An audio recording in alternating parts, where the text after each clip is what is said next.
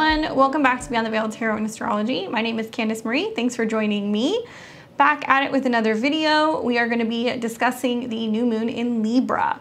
If you're new to my channel, do me a favor, click the button below so you're subscribed and you know when I have new content coming out in the channel. Leave me a comment below, say hi, let me know where you're tuning in from. We've seen so much growth in the YouTube channel over the last year. I just want to say a big thank you to all the new subscribers and also the members who support Beyond the Veil. Well guys, we have got a new moon in Libra coming. I've been looking forward to this new moon, hoping that this was going to be the turning point for kind of rebalancing a little bit of like this wonkiness that's been going on with the Mercury retrograde. Very excited. I have some different aspects, I guess some different takes on it maybe than what you're seeing out there. I tried to dig deep and see what was going on with so many of these retrograde planets and how it's really tying into several different transits, major transits that have been happening in 2022. So let's go ahead and get started. I'm going to give you guys the info. The new moon is going to be on September 25th, 2022. That'll be at 2:54 p.m. and that is Pacific time, 5:54 p.m. Eastern. Obviously, check your time zones. I know we've got people in all different parts of the world, so it might be at a totally different time for you depending on where you are. New moons, right? We have them every 28 days. It is a new cycle that we're starting, so it's a fresh start. It is on one hand a time where we get really quiet and we're sitting and we're focusing and setting new intentions. On the other hand, in the days to follow that new moon, we're opening up to something new, right? We're trying new things. So because this is a moon that is associated with Libra, we're trying new things in relationships, right? We're trying new things when it comes to beauty, design, our preferences, sometimes even partnering with people. So we're all going to be encouraged to do a little bit more of that just after this new moon. And it takes a new moon really all the way up until the full moon to really kind of see what's going to be taking place. So you'll notice over the next 2 weeks, this is the working time until we get to the full moon that's going to be coming into 2 weeks time. That'll be that next full moon. Don't worry, we'll do the next video on that. And then we're also getting pretty close here to eclipse season. Now we're within a month of eclipses, so some of these lunar cycles are going to feel a little bit more intense. In some situations, new moons do take about 6 months to kind of wrap up, right? So for setting new moon intentions in the sign of Libra, we're really going to be waiting for that to fully kind of emerge during our Aries season in 2023. So depending on what new seeds or intentions you're planning, some of these things will take place over the next 2 weeks. Some will take a little bit longer. Give yourself a little bit of time. There's a lot of planets that are retrograde right now. It's a very slow and kind of internal process that we're moving through, and just some very unusual aspects the more that I look at this. Now, the new moon is going to be at 2 degrees of Libra, so it is the first decan of Libra, ruled by Venus. It's very personal, right? So when we think about the decans, it's more about our immediate pleasure, our relationships with ourselves, our view of relationships and where we give, where we can show up, where we can do more, versus where we actually need more. I always joke about Libra getting a bad rap for being a little indecisive and a bit of a pushover. And while that can be true for some placements, very much like, you know, velvet glove, iron fist. Like Libra is known for checking, and it's a masculine energy, and it's about finding that balance. And it can use diplomacy, but it can also be very direct, and because it's the element of air, it can be a little bit more kind of between the eyes, right? Libra knows how to deliver the news or explain something or give that like critique or that constructive criticism in a way that isn't going to be as harsh. And I think we're going to see quite a bit of that, not just because of this new moon, but also because of the Mercury retrograde that's taking place between the sign of Libra as well as Virgo. So we're going to notice themes of being more assertive when it comes to finding the balance or being in relationship.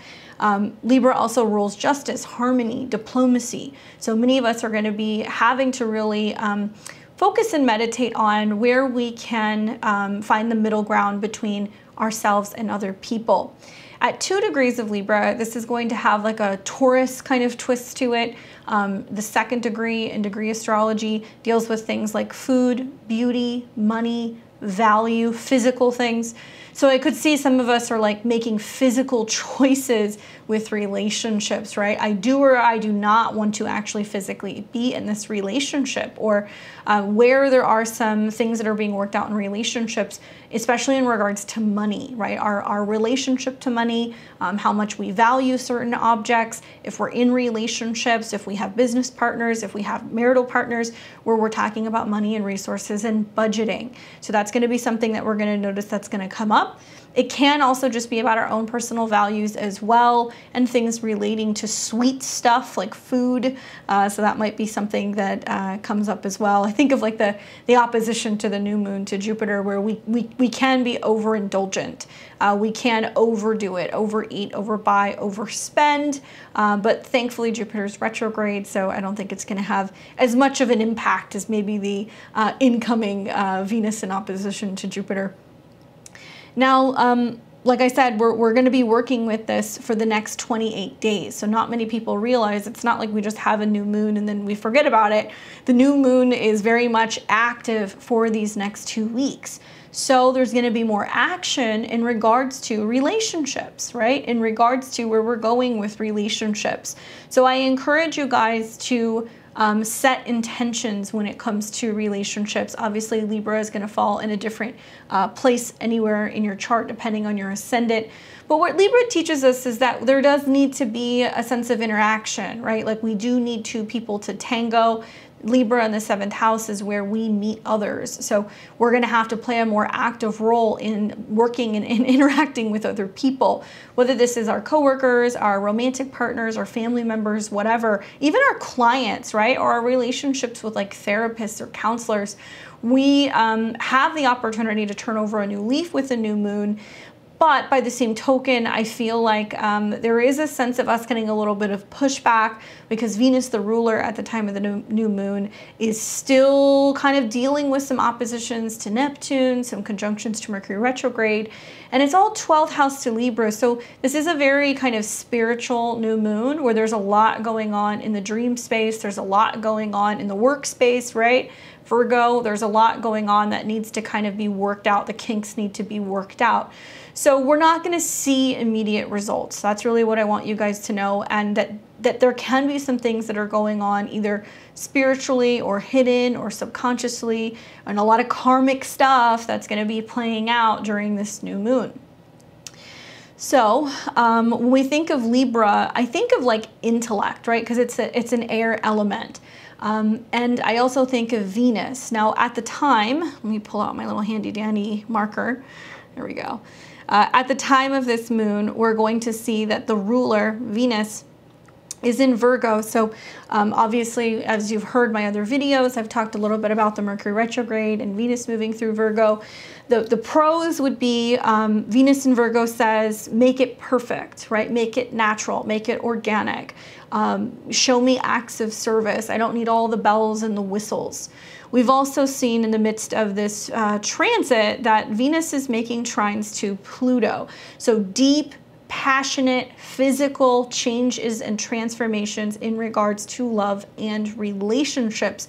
But I think of like Venus in Virgo is like getting down, scrubbing the grout, you know, like really doing the heavy lifting, like, you know, helping putting groceries away, you know, taking the dogs out and giving them a bath and grooming them. Like there's lots of showing love through acts of service, and it's physical things, right? And with the trine to Pluto, it's also about kind of showing us that there is like a transformative side to love and relationships, that there can be lots of power in relationships if we are making sacrifices and doing the busy work and the heavy lifting that we need to facilitate keeping relationships moving and shaking.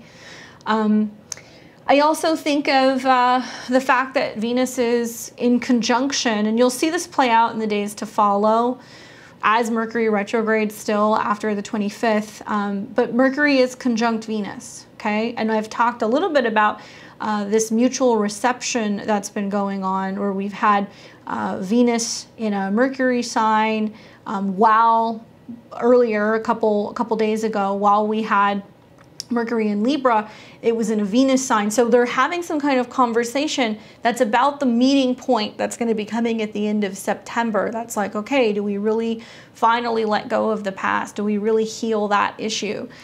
No better time than I think a new moon in Libra than to like really get to the core of what can be some relationship issues, so that way you can have a clean slate and like start anew. It doesn't matter if you're in a relationship or not. If you're single, it can be like, okay, have I finally healed from the past? Am I finally letting things go?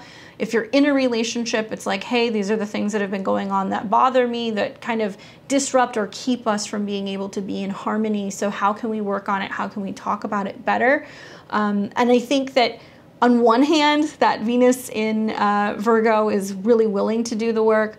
On the other hand, the opposition to Neptune that's taking place, and also the square to Mars that is taking place, it's a little sensitive. There can be a sense of people not being aware, right, of what others need in terms of partnership. So I would say, like, go and learn about the love languages. They can be really helpful right now.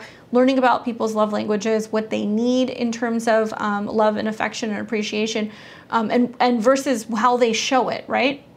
So if you're giving love to somebody in a way where you're like, I'm showing up, I'm doing acts of service, and they're a physical touch person, they may not receive that. They may not really understand that your love language is your way of giving love, because they're not really receiving it as so. That can very much be the Venus in opposition to Neptune. That's like, hi, what you're giving me is not what I need. I'm not seeing that as love. And then the square that Venus is making, it's a slight square to Mars, can be agitating. It can be like, you're not doing this right. This doesn't work for me. Why are you doing that? Like, where were you? And it can be a little biting with this T square.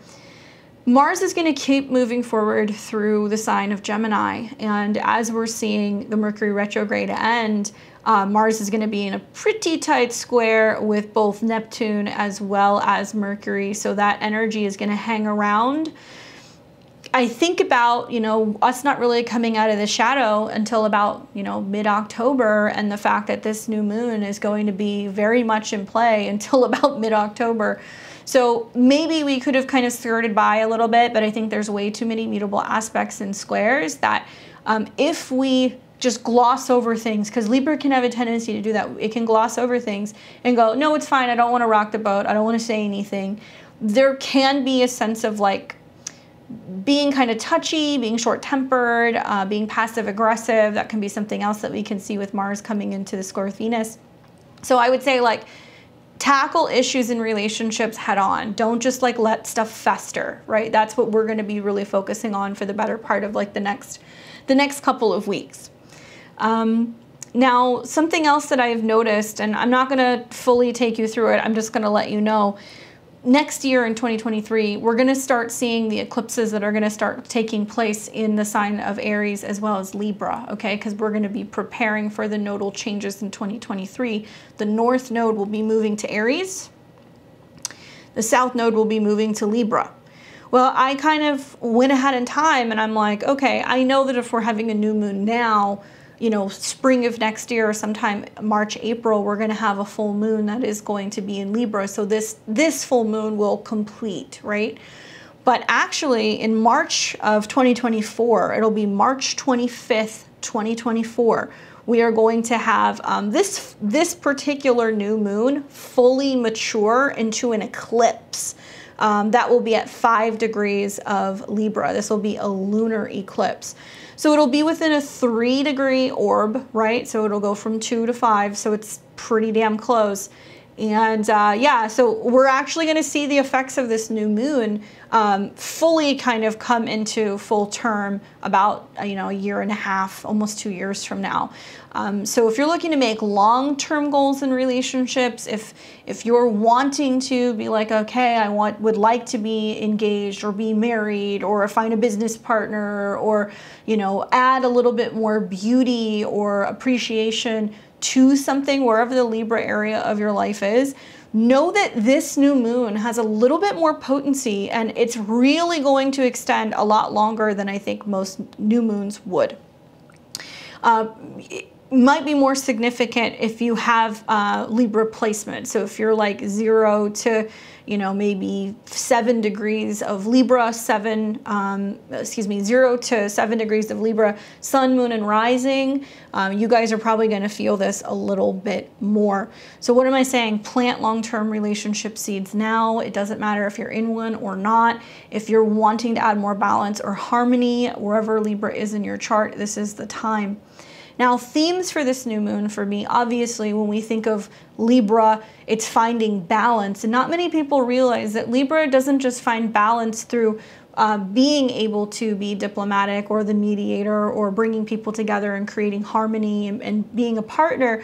Libra adds contrast, okay? Like Libra can look at something and go, that's cockeyed, that's too dark, that's too light, that needs to be brought forward, send that back, let's add a little bit of this. Like Libra can communicate and really intellectualize how something should look. They're really great with that because when we look at this sign being ruled by Venus, similar to Taurus, they are perfectionists in a way when it comes to beauty. Especially Libra wants to find balance, like they care a lot more about what something looks like.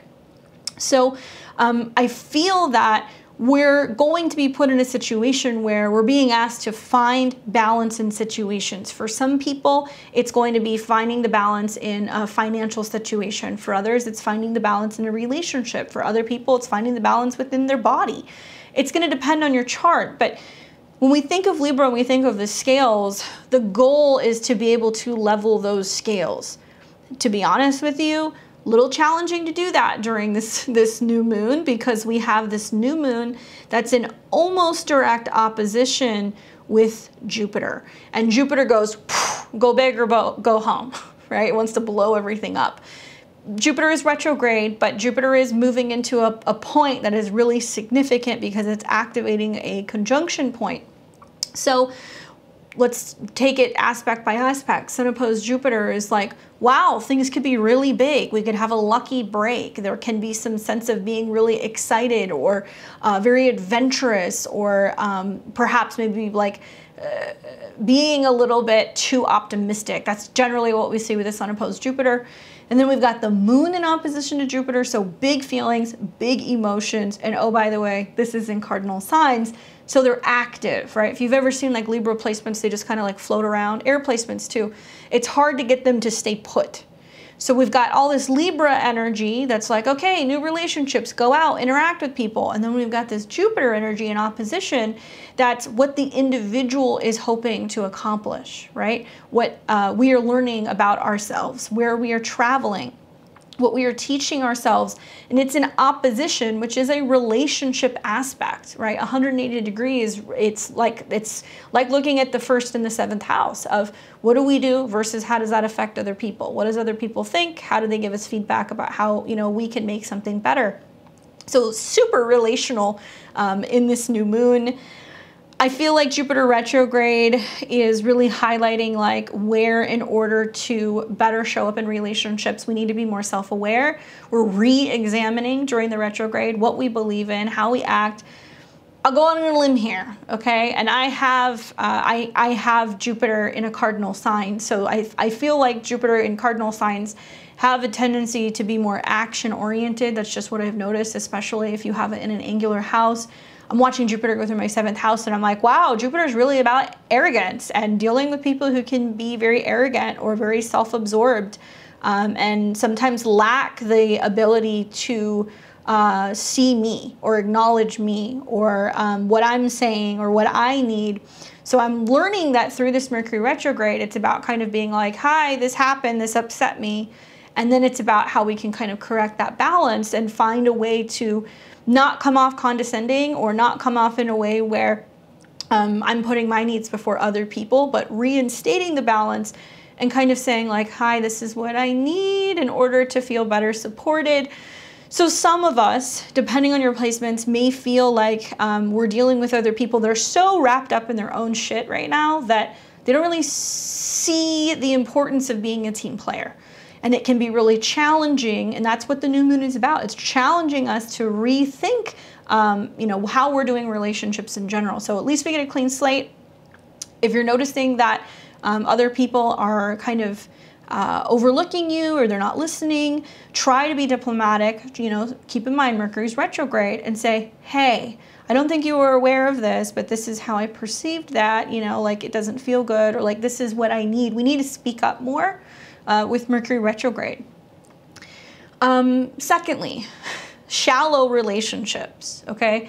I know that sounds shitty, but shallow relationships, you know, Venus being in an earth sign is very practical. It's very matter of fact. Even if she's not totally thrilled being in the sign of Virgo, she knows that if she shows up and if she shows appreciation through helping, healing, giving, feeding, cleaning, organizing, that it's going to make relationships more harmonious. And I'm thinking about like Venus and Mercury being 12th house to the sun, okay? So being a Libra rising, I'm seeing this going on, and I'm like, okay, there's things that like look really good on the surface and it seems fine, but like it's really not fine. And like, how do I rearrange that, and how do I deal with that and communicate that, or find new ways of like working that stuff out and not just keeping it hidden? So similar to this, I think that when I say, are we, you know, having shallow relationships, Libra can be so focused on like, yes, it looks like the perfect relationship, or the perfect presentation, or the outfit is put together so well, but what's actually like behind the curtain? Like what's going on behind the scenes? Like, is it hollow? Is it fake? Is it not real? Is it artificial? And Libra is not, Venus in Virgo is not going to stand for that.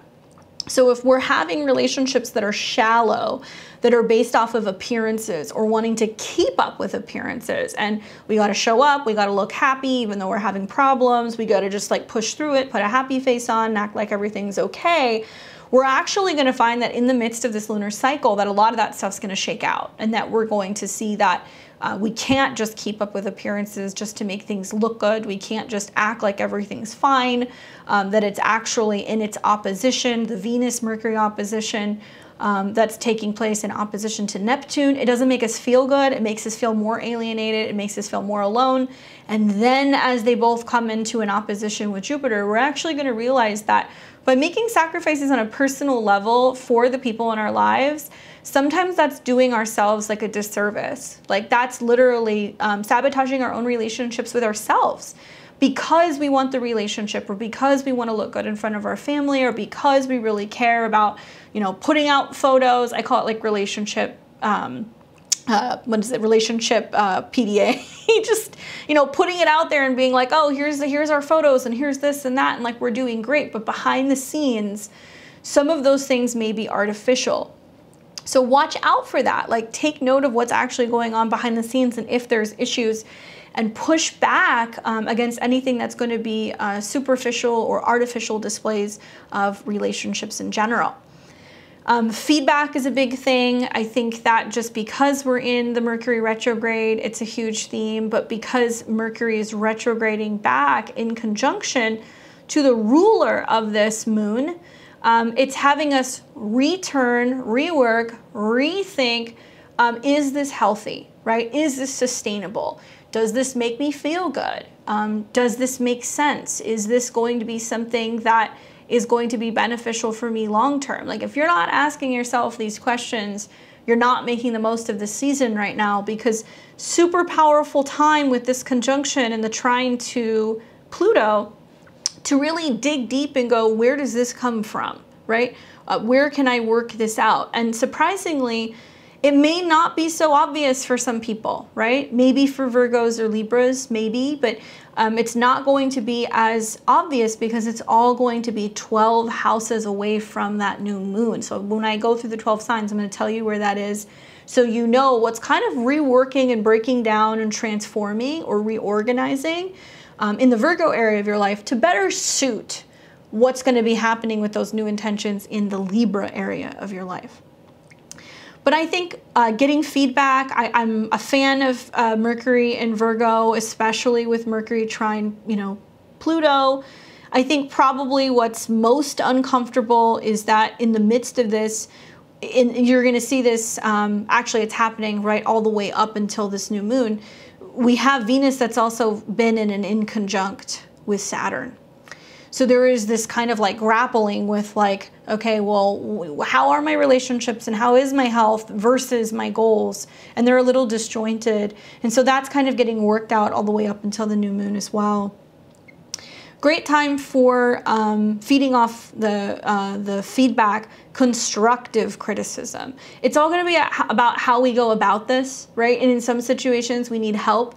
So we need somebody to come in and critique our wardrobe. We need somebody to go through the draft and edit it and give us notes and give us feedback about how to make it sound more appealing. We need the dietitian to tell us what we remove from our diet, and, you know, maybe a trainer to tell us where we can kind of tone things up and make things look better. It's all to better appease Venus, ultimately, once Venus does go into Libra. Something I haven't talked a lot about also is like Venus is invisible, right? So I don't always use those terms during my videos, but basically when a planet is invisible, similar to Mercury retrograde right now, planets are behind the sun, okay? So you want to think of them being like literally behind a curtain. Now, eventually, when we're done with the Mercury retrograde and when Mercury moves about 10 degrees ahead of the sun and it starts moving into Scorpio, we're going to see that Mercury becomes visible again, and Mercury will become visible in the skies as well. He starts to rise, and then we start to kind of work our way out of the retrograde.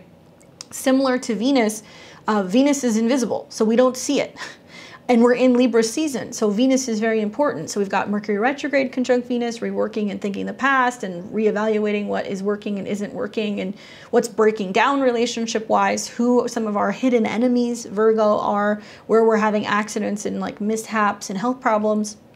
But then we've got Venus that's behind the sun. So when Venus is behind the sun like this and invisible, we see more issues in relationships. It's just, it is what it is. A lot of people have been asking me this the last week. They're like, what's your take on it? I know that, like, you know, traditional like Hellenistic and Babylonian astrologers can have some like really harsh perspectives. But to be honest with you, a lot of it is true. Especially because Venus is in a part of the skies that is not comfortable, that is about breaking down and dismantling what could be relationships or health or money. And Venus is in opposition to Neptune, where we overly idealize some people or some situations or some things. And then we also see Venus in a square to Mars, which in some situations is kind of sexy. There's some passion, there's some grit, but it's in mercurial signs. Right? So it's a lot of nitpicking. I don't like this. You know, why are you doing that? Do this differently. And like Mars and Gemini doesn't like that. It just wants to keep on moving through, and it's kind of dodgy and it's all over the place and it's inconsistent. So what am I getting at? We're going to see the need to wrap up loose ends in whatever has not been taken care of. Now the Mercury retrograde is supporting that as well. But I think with Venus behind the sun, we can see more issues with dishonesty in relationships. We can see more inner office romance or drama because it's in Virgo. We see more arguments, you know, and battles of the sexes taking place with the Mars-Venus square. Relationship breakdown. Guys, we're getting ready to go into eclipses next month. We're starting to feel that energy. We're going to have some gnarly eclipses. We're going to have a new moon solar eclipse in Scorpio at the end of October, conjunct Venus, right, in Scorpio. Then we're going to have a full moon lunar eclipse in Taurus at the beginning of November. That's going to be conjunct Uranus, score Saturn. This is where the rumbles start to begin, and we start to see the breakdowns that are going to start happening. And if we're having relationships that are superficial, if we're just trying to keep up with appearances, if we're in dynamics that are not healthy, that are not working for us, if we're involving ourselves too much in other people in a way that's throwing us out of whack, we're going to start to see breakdown. So it's really encouraging us to tie up loose ends. And my advice is you want to tie up the loose ends in the Virgo part of your chart so you can better satisfy this new moon that's going to be going on in Libra, so we're not seeing as much drama throughout the eclipse season. Karmic events are taking place, and this is also because, well, we've got a ton of planets retrograde. Pluto, Saturn, Neptune, Jupiter, Uranus, I mean, Mercury. Everything is retrograde but the Sun, Moon, Venus, and Mars. Very interesting, right? And a lot of this is either super Venusian, Sun, Moon, Venus, all within 10 degrees of each other, or we've got Mars, which is in a square. Venus rules the North Node in Taurus. which is how do we find more pleasure? How do we find more comfort? How do we make art? How do we make love? How do we find stability? How do we develop talent and get back down to basics, right? South Node being in Scorpio is all about like letting go of like fear and pain and the unwillingness to want to deal with like toxic stuff. So I could see in the midst of some of these transits that the reason why people are getting snippy and people are kind of biting with their words is because they don't do well with the criticism, because it's actually opening up a wound or finally calling a spade or acknowledging something, and people get really sensitive because they're like, oh, I don't want to go there. That's not comfortable. I don't want to look at that. That's ugly. That's scary. And we have to let go of this feeling that we need to have perfection, right? I think that's also part of this as well, is that we're not perfect. And I think that even though Libra will, you know, adjust things and tweak things and move things around and add some lipstick and some color, Libra also knows that things don't have to be perfect in order to be beautiful. Venus and Virgo might argue that, but Libra knows that that it needs to just have shape, or it needs to have contour, or it needs to have some kind of like a physique to it. That's what Venus likes. But for now, with all these planets being 12th house to this new moon, karmic stuff is happening. You know, 12th house to the sun is undoing, hidden spaces, back rooms, hospitals, you know, dark alleys, right? I'm looking at Mercury and Venus, and it's like, a lot of people are going to realize like, wow, I've got a drug problem, or like, wow, my spouse is cheating on me, or I'm miserable in my marriage, or, you know, I have really disrupted my health, or I no longer believe in this thing. So it can be some pretty intense stuff that's coming from all of these planets. 12th house to the sun, super karmic. And then we've also got Venus that's invisible. Now, she will not be visible actually until closer to the end of November, because yes, we like Venus in Libra. We love Venus in Libra or Taurus or Pisces. But even as Venus moves through Libra, Venus is still going to be invisible. It will not be until closer to mid to the end of October that Venus, for several days, I'm going to do a video on it, will be conjunct the sun in Libra. It'll be like 27, 28, 29, and they'll see a sun-Venus cazimi at 29 degrees. Venus then pulls into Scorpio, and then a couple days later we have the eclipse. My point is that because Venus will not truly be visible still for another 2 months, we're going to have all kinds of Venus problems. So it's not the stereotypical, yay, Venus is in Libra, because we're not getting to see her. So that tells me that Venus is taking longer to emerge on the other side. And she's going through some kind of process, and she's going to be kind of like working some things out until there is some grand reveal that will be post eclipses, right? Okay, so let's get into the aspects real quick. Obviously, you guys know we've got a new moon. The sun and the moon come together at 2 degrees. This is painting a picture of a merger, right? Planting a seed, setting an intention, doing something new. You can work with the element of air, writing your intentions, speaking your intentions, burning incense, singing, anything that you want to do that's directing that energy in a more air-related way. We're also going to be seeing, like I said, that Venus is the ruler, not so happy in Virgo, but pretty powerful with that trine to Pluto. So that's really going to be opening things up. It's cathartic, it's deep. And I think that it's giving us the opportunity to realize that there is more to relationships than passion. The earth signs are saying, what do we build? What do we create? What do we nurture? What do we grow? So that's what's really important right now, is kind of cutting past all of the more surfacey type things in relationships and really focusing on like long-term stability and service to one another, but also service to ourselves.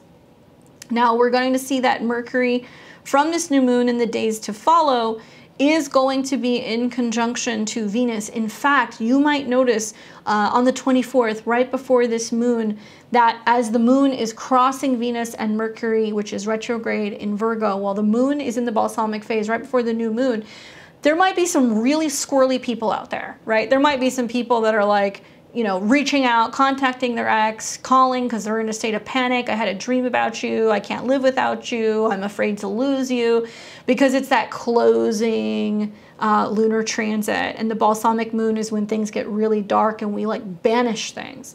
So some people are going to really have to like kick the bad relationship, kick the bad habit, right coming into this new moon. And it may be something that you have to do very suddenly, or we might see sudden changes in relationships just prior to this new moon.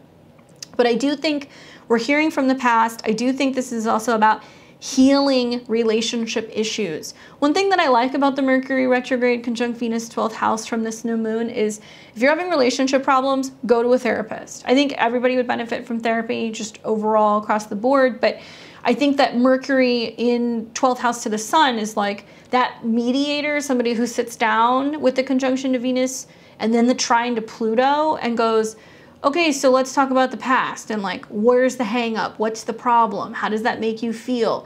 It's a great time to talk to a dream interpreter. It's a great time to consider going and seeing a healer and doing some kind of work where you're like shifting energies and removing things from your auric field. Because if you're feeling blocked in love or relationships, if you're feeling blocked in getting or finding balance within your body, like there can be ways to work with this spiritually or subconsciously to shake it all out.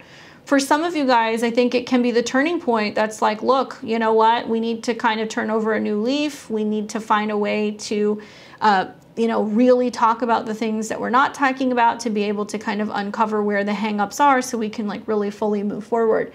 An excellent way to use a retrograde, an excellent way to use this moon. So if you're on the verge of having some real relationship problems or problems with a coworker, or possibly even, you know, issues with another relationship that's platonic, getting a third party to kind of help work this out can be really helpful. Watch for the critical conversations though. You know, they can be critical, they can be intense. It can be that people are demanding perfection. We want to be kind with our words, diplomatic, and try to use constructive criticism, okay? Expect strange and mysterious things because Venus is behind the sun, like I said. This is secretive, it is mysterious. There is a lot of scams going on right now. There is a lot of dishonesty going on right now. There is a lot of manipulation also that we are going to be seeing in the media, especially because of the squares to Mars and the opposition to Neptune. Neptune, hospitals, foreigners, anything in regards to the masses, things that are kind of not so clear or foggy. Gemini, anything that we're going to hear on the news or television. There's no coincidence, and like I'm not going to get political about this stuff, but there's no coincidence that right now there is a flood of all kinds of stuff on the internet that's literally about facts and numbers and where we were right or wrong or misled when it comes to our health over the last 2 years. There is likely something that is emerging where we're going to realize that what we were told, the narrative is very different than what actually went on. And it's going to be confusing because of the squares to Mars, and people are going to argue about that's right or that's wrong, or I know this or you know that. There's going to be all kinds of messiness with numbers and I think with data.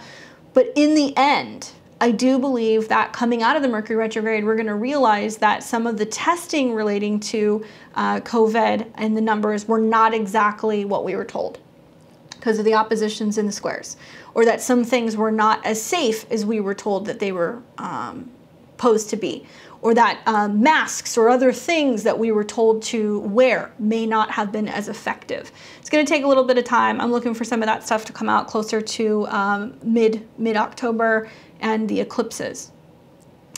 The sun and moon in opposition to Jupiter. Watch for over-optimism, arrogance. I mean, you can be that person in that situation that's like, everything's going to be fine, it'll turn out, it'll be okay. And then like, you know, somebody's just getting away with murder because you're not wanting to disrupt the apple cart. But by the same token, you can notice where there's imbalance in relationships because other people's arrogance or other people's need to have freedom or to be right? Because Jupiter in a fire sign can be very much like, I know the way, I know the truth, like I am correct, or, you know, I've had this experience, or I know better. So there can be some hangups that can be going on with just difference of opinion, difference of philosophies, things like that that are going on between two parties. Not to mention the fact that now we have Jupiter back at 3 degrees. Now, I'm not going to go too deep into this because I do want to make a video about this week. But Jupiter is now back at 3 degrees. If you guys remember back at the end of May, so it was May 29, 2022, we had Mars that was actually in conjunction to Jupiter, okay? And that was pretty significant because that was a new Jupiter-Mars cycle that was setting up for a 2-year period.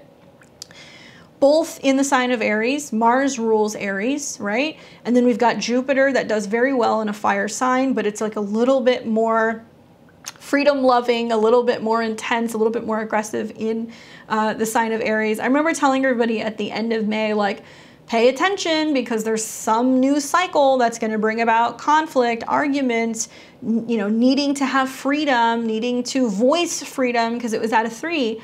So now Jupiter is retrograded back to 3 degrees. So we don't only have that retrograde back, so it's reactivating that conjunction, right, of arguments, fighting, hi, Mars square Mercury and Venus. But we also have Jupiter in an oppositional position to the new moon.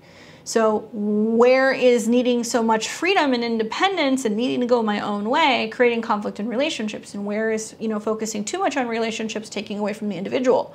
Libra can also deal with law, right? So it can be much more about law, legal stuff, lawyers, you know, people who are judges and other people making decisions. Like that's very much like Libra. So we could see that, you know, judges are in conflict or not necessarily agreeing with certain laws, or they're overturning laws because it's retrograde that relate to the individual. Oh boy. So think back to the conjunction that happened at 3 degrees between Mars and Jupiter around May 29th in 2022. We've also got Mars that's in a trine to Saturn, okay? So not a bad energy. I mean, we're gonna see as we get into like mid-October. I think if you have to ask me, because a lot of people have asked me recently in sessions, like when's the good astrology? Good and bad, it's all relative, but the first 2 weeks of October I really like because we're gonna have a number of planets move through Libra. It's all gonna trine Saturn, it's all gonna trine the North Node. That's my 2 cents. So we do have more positive transits on the horizon. And one of the first trines that we're really seeing set up before we see a grand air trine between Libra placements is Mars trine Saturn. Trines are the energy of Jupiter, free-flowing, expansion, knowledge. We've got Mars, which is about passion, drive, desire, communication, travel in the sign of Gemini, trining Saturn. So it's saying like, let's have the conversation. Let's sit down and talk about it. Let's talk about it as a group. I look forward to seeing quite a few like panel discussions where we see a variation of different perspectives, Mars and Gemini. Now, Mars and Gemini, it's a little dodgy, right? Not so consistent. It's in shadow. So there are some issues that are going to be kind of coming up because Mars will oppose Neptune. So that tells me that we're going to see the return of false news narrative. Some people are going to be claiming that. But it's important to be open to getting feedback, a variation of different perspectives, be reflecting on our goals, be communicating our goals.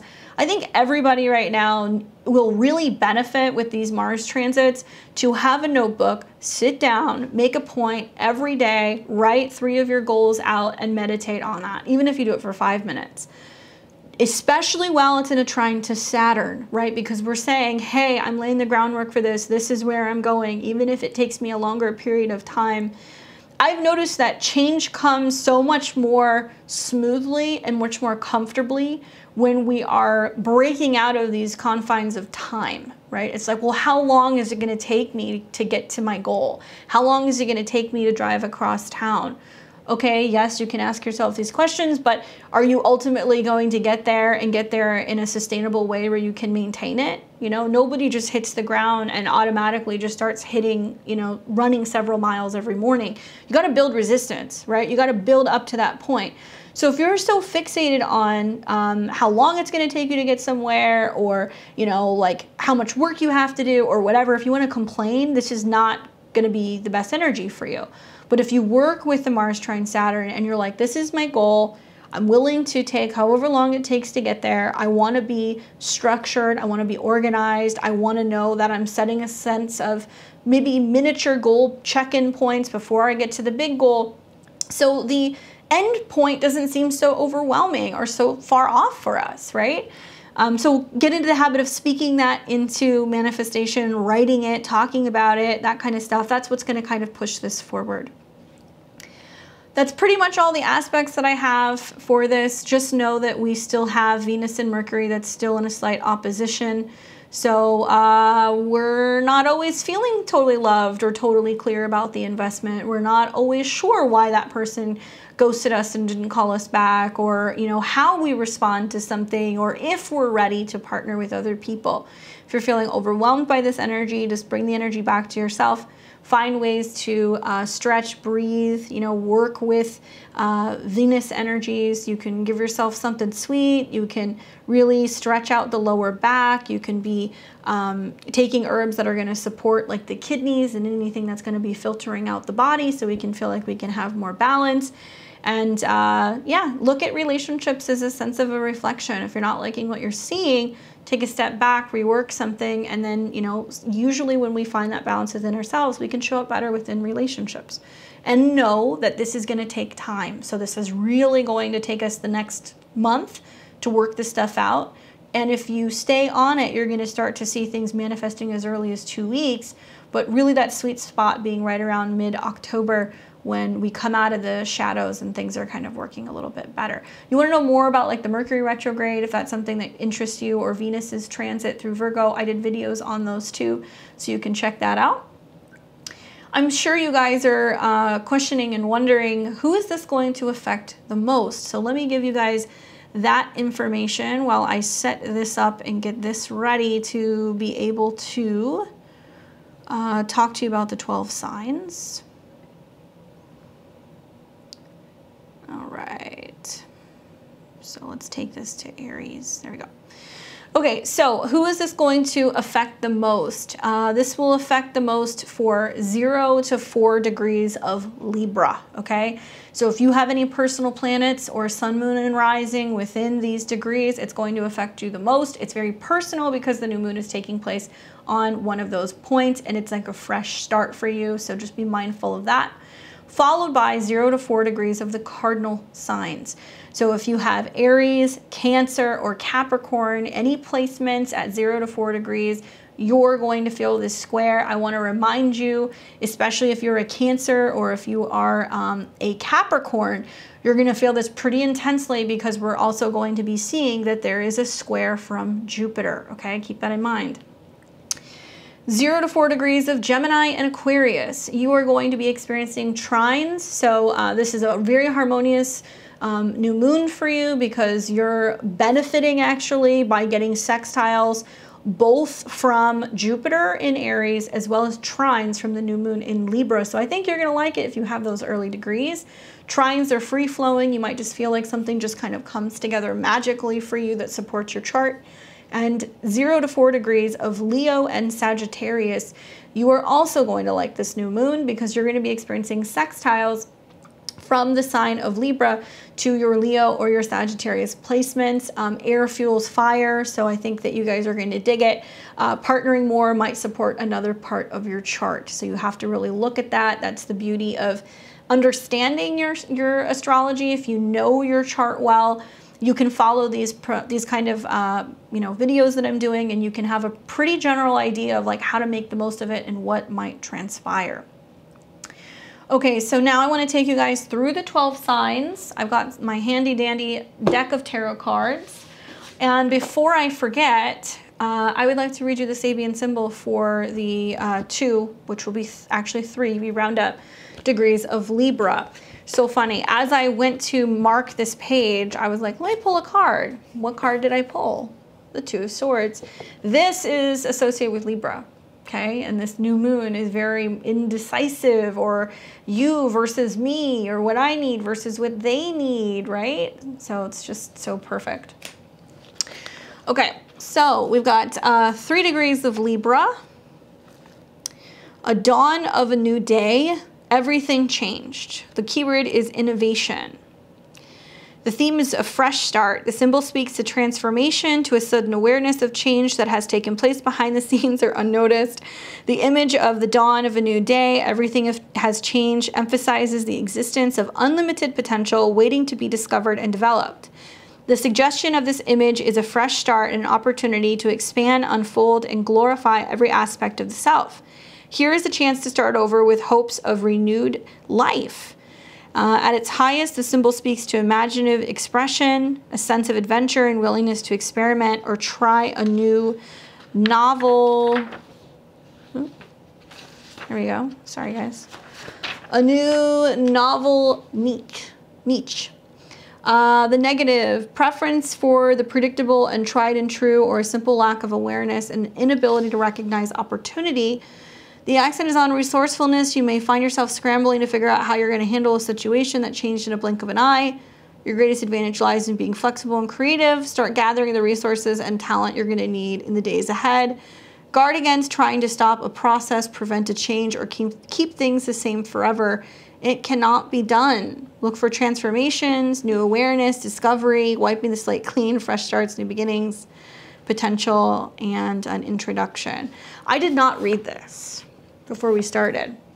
I just quickly kind of threw a card in there. So it's interesting. Actually, let's add that to the pile. It's interesting that so many of the key words that we talked about today literally came up. Fresh start, clean slate, balance, transformation, not trying to stop the process, kind of going with it. Kind of cool, right? It's really cool when that really reflects what's going on in the cosmos. Okay, so as always, I'm a Western astrologer, so I'm going to be talking to you guys about the Western whole sign predictions for the new moon in Libra. Listen for your rising sign, followed by your sun sign, followed by your moon sign. Your rising is going to tell you what area of your life this new moon is taking place, where you're going to set new intentions. The sun sign is about your ego, your creativity, your life, your happiness, sometimes your career. And your moon sign prediction is for your emotions. It does benefit to kind of listen to all of these and kind of put the pieces together. If you are into reading Placidus and this is going to be somewhere that's between two houses, you may have to listen to both, okay? All right, let's get started. So for Aries and Aries rising, you've got a new moon that is taking place in your 7th house, okay? So we're setting intentions about relationships. Do I want to get back into dating? Do I want to meet someone? Do I need to have a heart-to-heart with a partner? Do I want to find a new therapist? Do I want to bring in new clients, right? These are things that we think about when we have a new moon in the 7th. Now, the ruler of this moon obviously is Venus, and it's in the 6th house. So between Venus going retrograde and Mercury going retrograde, Mercury going retrograde in conjunction with Venus, people are like, it's Venus retrograde, what? Between Mercury going retrograde conjunct Venus, it's telling me a couple things. One is like, yeah, you may need a new doctor. You may need a therapist for your relationship. You may be having issues finding the balance with people at work. There is something wonky that's going on about maybe even the health of a partner, perhaps, because Venus rules your 7th house and it's going retrograde in the 6th. Do you have a partner that's going back to the gym? Are they changing what they're eating? Is there something going on here in relation to needing to bring somebody in to kind of clean something up or to kind of help you organize something, maybe in the office space or maybe even at home? If you're looking for somebody to help you like perfect something as well, like if you're looking for like a designer or somebody to come in and tailor something or somebody to come in and upholster something, it's also a great energy. So it's important that you're taking your time and you're critiquing and being very particular when it comes to partnering with these people. Your partner might be feeling a little under the weather. Your partner might be, communicating in a weird way, or relationships might be a little wonky. Yes, you can hear from people from the past. It is very possible, okay? So for the most part, we're setting new intentions in regards to relationships. So keep in mind, we're setting intentions during the new moon, knowing that all of the work that's going to take place really for the better part of the next month to help fill in the gaps to really see that kind of come full circle until we're done with the Mercury retrograde. The card that I got for you is the Page of Cups. You know, generally speaking, this can be a new relationship. So if you are single, it can be a new relationship. Look for water signs, can be a Cancer or a Pisces or a Scorpio. It can also be talking about a connection with a younger person. Maybe you're partnering with a younger person. Maybe you're really focusing on bringing back the romance, making time for date night, making time for fun, and just really enjoying a connection that you have with another person. Those of you guys who are partnered, I think there is a way to make it better, to perfect things. And a lot of this is also partially driven by you. You know, we're looking at Jupiter in opposition in your sign. So maybe you're saying to a partner, we need to get out of town. We need to go away for a couple days, you know, pack your bags, let's do something really quick. Or maybe it's you giving your partner advice or you're helping them in some way as well, but it does look very relationship oriented, okay? Good luck, Aries. All right, so now we've got Taurus and Taurus rising. What's up, Taurus? How's it going? You got a new moon that's happening in Libra. Well, you know, Libra naturally quincunxes or inconjuncts your sign or your ascendant. So it's kind of funky. It's a little bit like, well, this is what I want. This is what they need. And similar to Libra, peaceful, wanting to keep the peace. You don't usually want drama. You don't want any problems here. But Taurus, it's involving stuff that is connected to your chart ruler. Okay, so off the bat, having a new moon in the 6th house. If you want to start a new diet, if you want to hire a new employee, if you want to find a new office, if you want to reorganize something, if you're wanting to kind of get help for your relationships, this is the time to do it. If you're needing to go to a chiropractor, adjusting your back, talking to somebody relating to health or fitness, this is a good time to set intentions for that as well. Now, we've got a new moon that is ruled by Venus, which is also your chart ruler. Mercury is retrograding, coming into conjunction with Venus. Mercury rules your 5th, okay? And Venus rules your ascendant, and it also rules your 6th. Taurus, it makes me wonder, a couple things. Are you having some miscommunications with a romantic partner? Are they not understanding you, or are you not understanding them? Where is there miscommunications that are going on in relation to 5th house things? Like, are you guys making time for having fun? Are you guys making time for creative projects, date night, stuff like that? I'm wondering if you guys have to have a heart-to-heart conversation about children, because Mercury, the Lord of your 5th, is retrograding into conjunction with Venus, which is about this new moon. Likely there's something about children and timing, getting kids on a schedule, planning having children, health results relating to fertility. That can be something else that's coming up, needing to discuss that with another person. All of this energy is also in polar opposition to Jupiter. So I told everybody I would talk about that. Jupiter is in your 12th house. Taurus, you're kind of moody.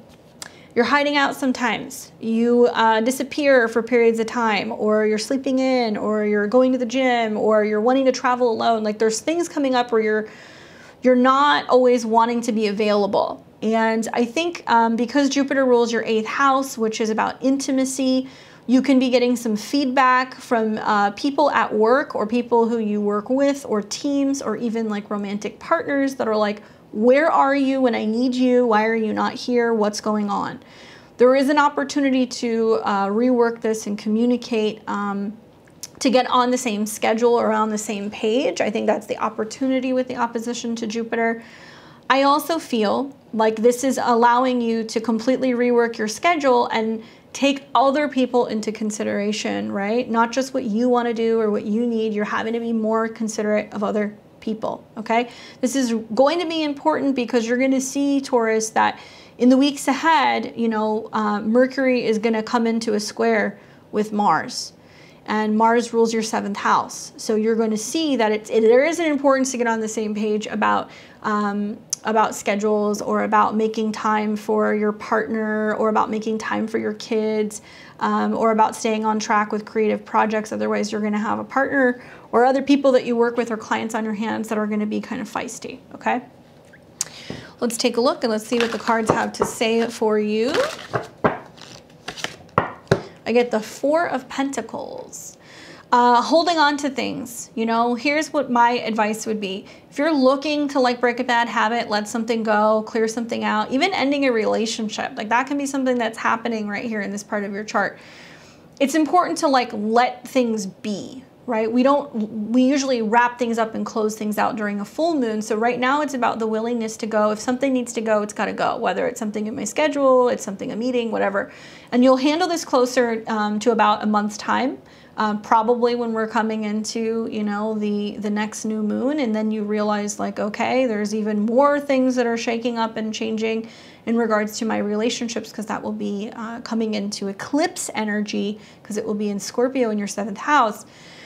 But you might be holding on to things right now, and I would say observe where you're rigid, observe where you're not willing to make changes, observe where you're having some resistance. There are some things that are worth holding on to, but there can be a sense of you holding on to things that's really blocking you, okay? So keep that in mind.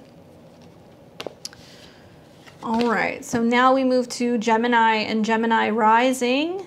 What's up, Gemini? You have got a new moon in the sign of Libra, a fellow sister sign. So you and Aquarius really benefit from this energy. A new moon in your 5th house, Gemini, super romantic, very creative. The 5th house deals with taking chances, adventure, lovers, romance, children, pregnancy, self-employment. A new moon in the 5th, right? And with trines that are also happening to your ascendant. If you are hoping to get pregnant, if you are hoping to work for yourself, if you're getting ready to launch something, this is a great moon.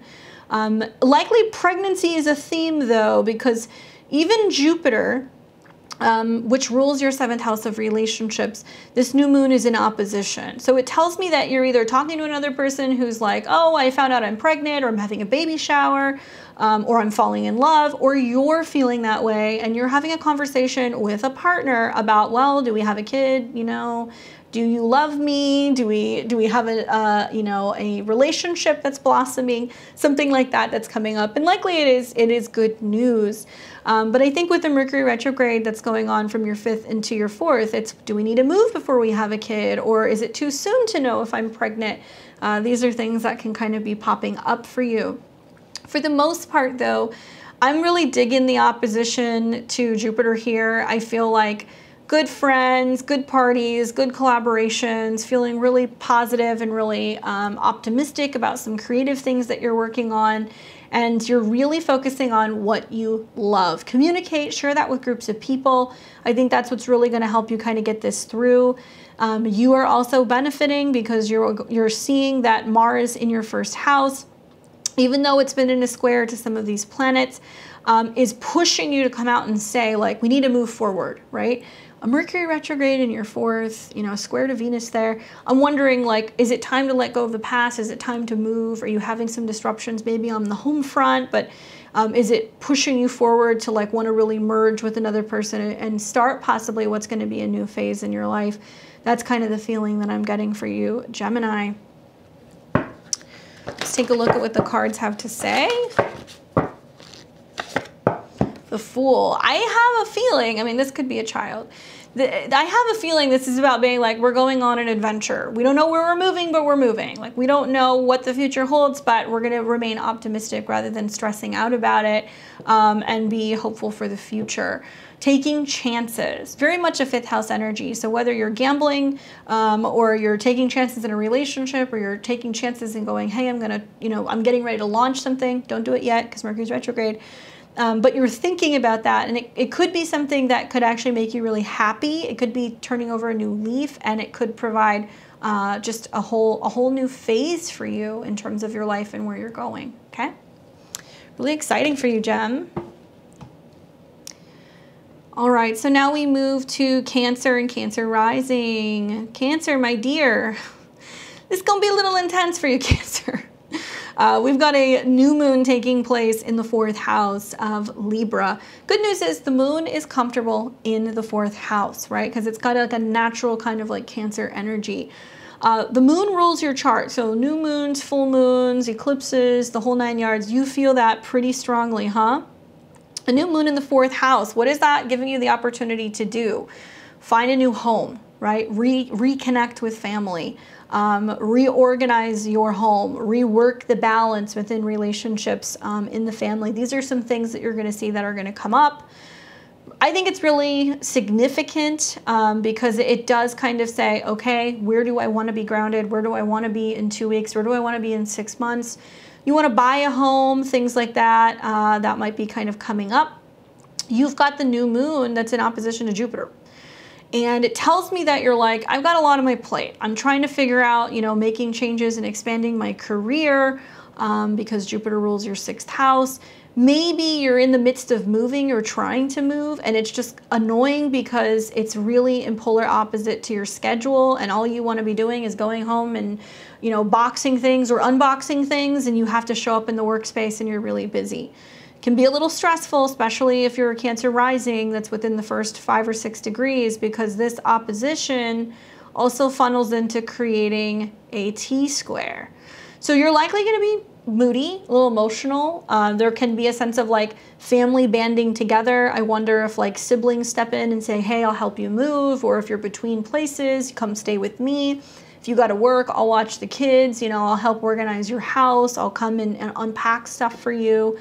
So there is support here. I think, you know, there's a storyline with Mercury going retrograde from your 4th into your 3rd that it's either about reconnecting with family or rethinking the way that you communicate with them, reconnecting with neighbors. It can also be about thinking about movement. And for the most part, I think it's actually quite positive because I know that you guys have a whole year ahead of Jupiter in your 10th house, really expanding your career. Know that when planets come to the bottom of your chart, it's basically saying like, unless you get your house in order, everything else is going to feel like a mess, right? This is coming from like a Saturn 4th house person. I realized that time and time again, if you don't create that structure and take care of your home or take care of your emotions or deal with your private life, it actually inhibits what you're doing with your career. So be willing to do the work here. And if you need to find a new place to live, or if there's people coming in and out of your house or whatever, this is about trying to find ways to be diplomatic with some of these people and not aggressive with them if it's possible. All right, so let's see what the cards say. King of Wands. Look for fire signs. It could be a Leo, Aries, Sag. You know, I'm wondering if this is about you doing a little bit of a back and forth with a Sag. Could be at work, could be in family, could be boss, I don't know. But if it's not, this can be about just you really kind of being a little bit more feisty and a little bit more direct and action oriented in terms of what you're creating. So I think of like Libra being here, you know, Mercury is retrograde. Do you like the curtains? Do you want to change the floorboards? Do you want to paint the wall a different color? Something like that can be going on that you're just wanting to kind of add a little bit more pizzazz to your space. Working maybe with like warmer colors might be a thing with the King of Wands coming up, or just that there's a lot more activity going on within your home and you're feeling very creatively inspired in the midst of it, okay? Good luck, Cancer. All right, so now we have got Leo and Leo rising. What's up, Leo? You got a new moon in Libra in your 3rd house. Now, like I said earlier, it's sextiles your ascendant, great energy. It tells me that because the moon is conjunct the sun, your solar ruler, there is like a need to be more communicative and diplomatic with people and how you communicate. New moon in the 3rd. New vehicles, new cars, communications, contracts. I think it's a lot about how you communicate with other people, to be honest with you, you know, and there can be changes going on currently in like what you value, whether it's like, you know, keeping some relationships, letting some go, what you want to spend your money on. That's because you've got Mercury retrograde in your 2nd, conjunct Venus, reevaluating money when it comes to work, maybe asking for a raise. And so I could see where this kind of comes in, right? Because you've got that in your money house, and then there's a new moon. Contracts, negotiations, having conversations, trying to kind of woo and win people over. Whether this is in, you know, how you communicate with them, what you're writing to them, what you're saying, being optimistic about learning new languages, taking new courses, traveling to new places, and just being excited to be able to do that. Take other people into consideration when you communicate. You might need to butter them up a little bit, but that's okay if that's something that you do. And just know with the oppositions to Jupiter, which is the ruler of the 5th house, what could be setting up is, like, quite honestly, like you going and meeting somebody while you're traveling, connecting with somebody, being introduced to someone, and going back and forth and having lots of conversations at a distance, because that could be that opposition. I'm going to tell you, just be mindful of your spending habits though, like how much money you're spending or how much time you're taking off work. But this can also be about rethinking your budget before you commit to buying a car, moving, signing a lease, or anything that would be more so purchase oriented, that could be larger, maybe even taking a course, that could be a thing, learning a language, something of that nature, because this tells me that you might be going back and forth with a teacher, with a guru, with an attorney, because it could be legal documents. So if you're having to kind of sign things and you're like, well, how much is the retainer going to cost? And like, can I budget it? Read the fine print, look everything over. But for the most part, I have a feeling it's going to be about you traveling or getting good news, Leo. That's the vibe that I'm getting. See what the cards say for you. Page of Swords, yes. Ask the questions, be curious, read the fine print. This can be going back and forth and talking to somebody, receiving an email or a letter in the mail.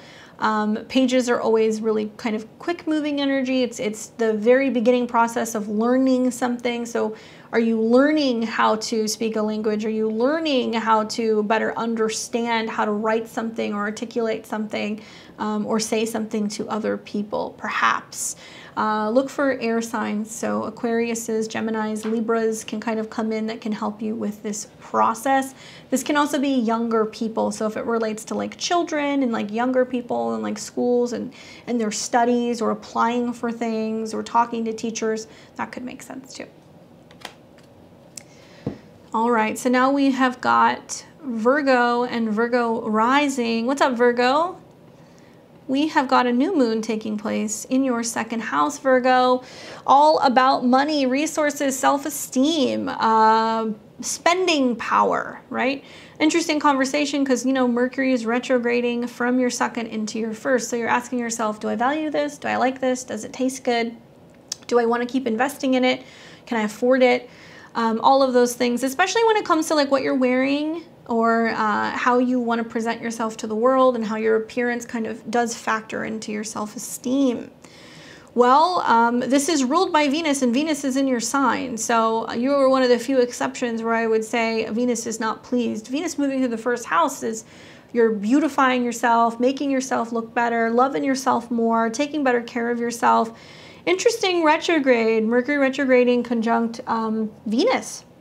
So it's kind of saying like, what do I value? What do I need? What is my worth, right? And really big, you know, I think the main characters for this retrograde are definitely Virgo and Libra.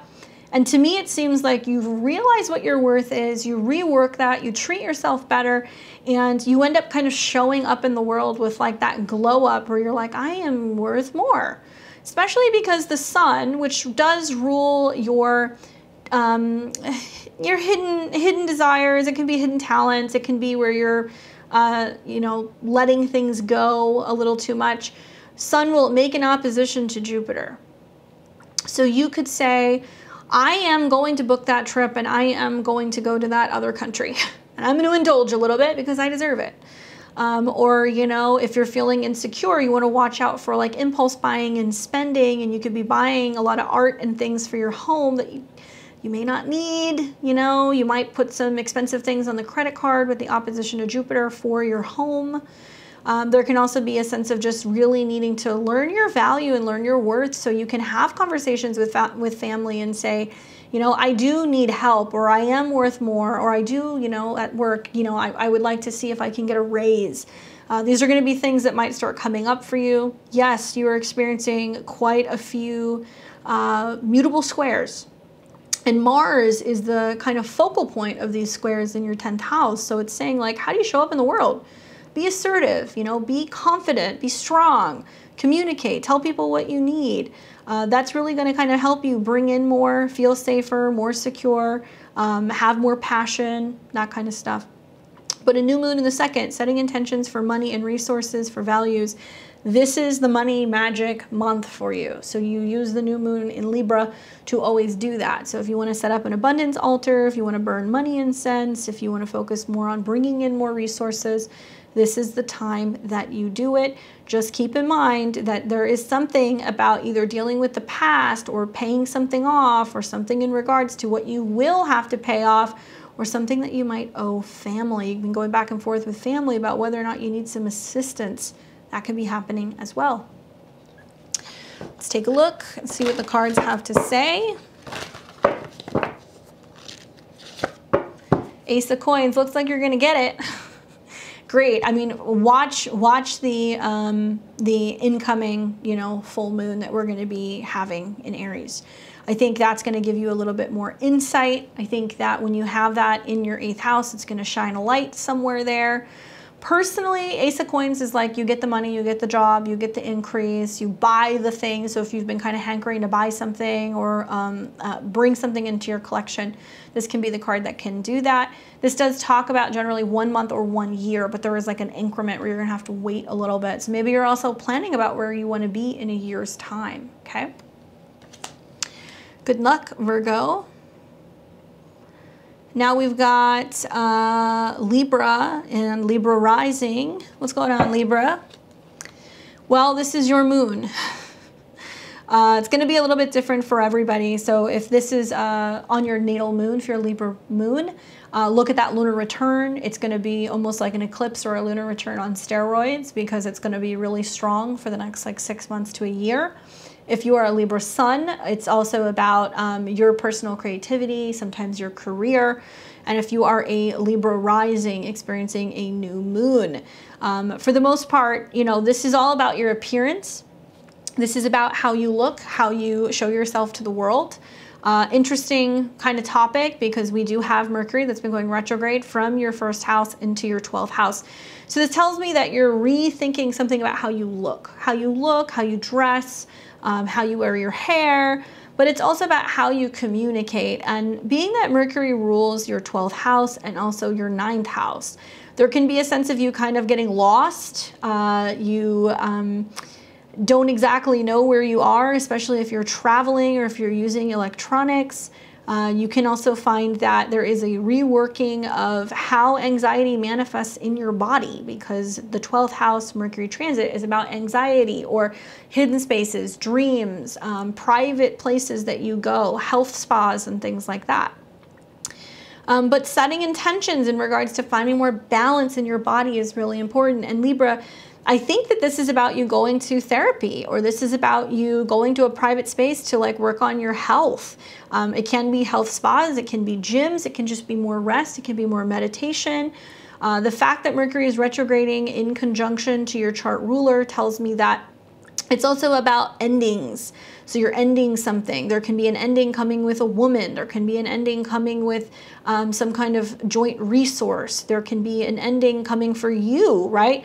Perhaps Mercury retrograde conjunct Venus is like you've been thinking about things and you're wanting to end something, or you have a secret, or you want to tell somebody something and you don't know how to do it and it's bringing you anxiety and you're working through that. It's coming into an opposition, the new moon, with Jupiter in your 7th. And Jupiter rules your house of communication. So this can be you being at odds with someone about how to communicate. That someone can be a neighbor. It can be an uncle or a sibling. It can be a marital partner. So with the new moon in opposition to Jupiter, it's completely the opposite of what you would hear for Aries, where I was saying to Aries, okay, how is this about, partners kind of getting their act together and working things out to kind of better work with you? It's completely opposite, Libra.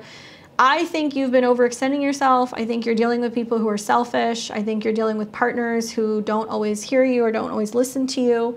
And communication seems to be an issue. And you're either trying to work out how to better communicate and tell people what you need without there being any drama. And you're realizing that there's like a need to rework and rethink something about your life, your body, how you come across to other people. So you can focus on getting a little bit stronger. Keep in mind that all of this squares Mars. So partners aren't going to deal well with feeling lectured. If you are in a position where you have clients, there can be friction with clients as a result of either travel or as a result of teaching or education on either side. So there's some tension there. Don't cut your bangs. Don't make any big changes. You need to wait until Venus comes into Libra. And ideally when Venus is starting to kind of harmonize and it's starting to build trines with Saturn, you'll have a better idea of how you want to dress, how you want to show yourself, that kind of stuff. It's going to take a little bit of time, but realize that in order to be happier and better in relationships, sometimes that means you got to be straight up and direct with some people and tell people what's not working and readdress the boundaries so you're not so anxious. Okay? See what the cards have to say.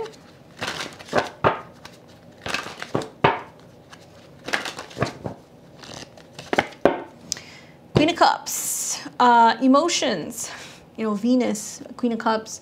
It can also be Scorpios or dealing with Pisces or dealing with Cancers. It can be about you just being more emotional than usual, right? When the moon's in your sign, there is some moodiness that can happen for any sign when it's on your ascendant, but the sun is highlighting that, right? And the moodiness might be coming from just knowing like where you need to make changes. This can also be about intuition, listening to your intuition, being compassionate, being understanding, soft, more gentle and loving with yourself, okay? Good luck, Libra. Now we've got Scorpio and Scorpio rising. We have got a new moon that is taking place in Libra. Scorpio, this is your 12th house. So it's officially Libra season when you guys are experiencing this new moon, the very beginning of it. And that means that planets are 12th house to either your ascendant, if you're a Scorpio rising, or your sun, if you're a Scorpio sun or moon. This is where you're preparing for your birthday, okay? So whenever we're getting into like late September, early October, there are planets that are behind your sun. So we're wrapping stuff up. There's stuff that is being handled in your dreams. There's things going on behind the scenes. It is always a little complex for you, Scorpio, because it is Libra, which does deal with other people. So it does say, yeah, you know, there are endings of relationships here. There are secrets and sometimes even infidelity, or there are things that go on in back rooms or back offices. This is a new moon in the 12th, so it's a good time to take some time to rest, be alone for a little bit, take time to reevaluate, look at what's happened for this last year, start asking yourself what you need to work more on spiritually, where it would benefit for you to see a healer or a therapist, or to have more alone time or connect in nature, and do something also to honor Venus, because the 12th house can be about sacrifice. It can also be about ritual. So if you're wanting to like burn a candle, do a ritual, you know, write a letter to a future partner, be giving offerings to Venus, wonderful time to be doing that. But for the most part, because this is ruled by Venus and Venus is in your 11th and you've got Mercury retrograding, for some of you, Scorpio risings especially, this is about reevaluating your goals, right? 11th house when it comes to relationships, because Venus rules your 7th house of partners and your 12th house of what is hidden. You may benefit from going to couples therapy. You may benefit from sitting and having a conversation in bed at night about what has been going on or what your goals are, or what's been bothering you. You may find that your dreams are more active. I would also say be careful here, because with Venus in its fall, moving into the 12th house, there's something kind of like sneaky or suspicious. Likely you're going to be feeling like people from the past are trying to connect with you, whether you're having dreams about them. Somebody might like slide into a DM or try to add you on a social media account. People from the past can be like, hey, we went to college together, or hey, we worked together. Especially in Virgo, you might hear from old coworkers.